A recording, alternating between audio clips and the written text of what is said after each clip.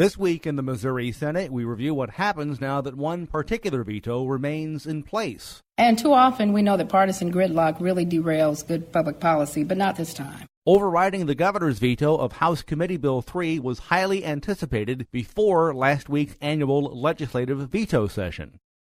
An override attempt was made in the Missouri House of Representatives, but it came far short of the two-thirds majority needed to send the measure to the Missouri Senate for the same consideration.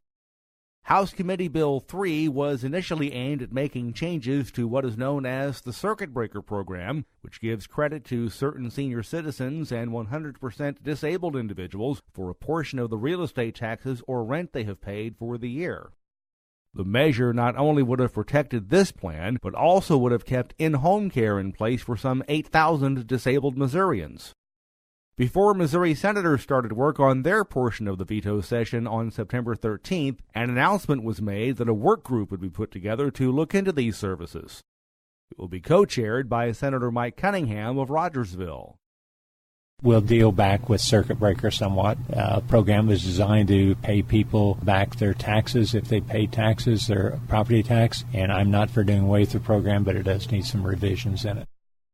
On the second to last day of the regular legislative session, May 11th, Senator Shalonn, Kiki of Kansas City said work on this measure had fallen apart. It makes no sense, really, that the House budget leaders would try to pass last-minute legislation that is unrealistic and seeks to jeopardize the health and welfare of nearly 120,000 seniors and those with disabilities. She adds the idea was then created to sweep unused funds from all state departments.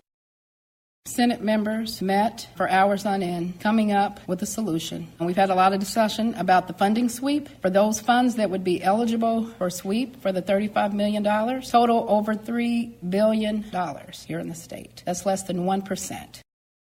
Senator Cunningham says they have to watch spending no matter what.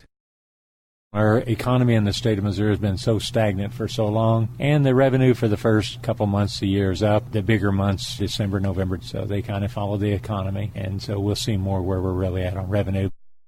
The work group has been given a 3-week time frame.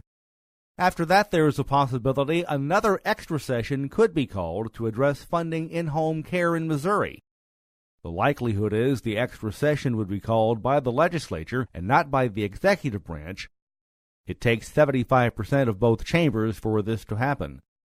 And remember, you can follow these and other issues facing the Missouri Senate by visiting our website, senate.mo.gov. Reporting from the state capitol, I'm Dean Morgan.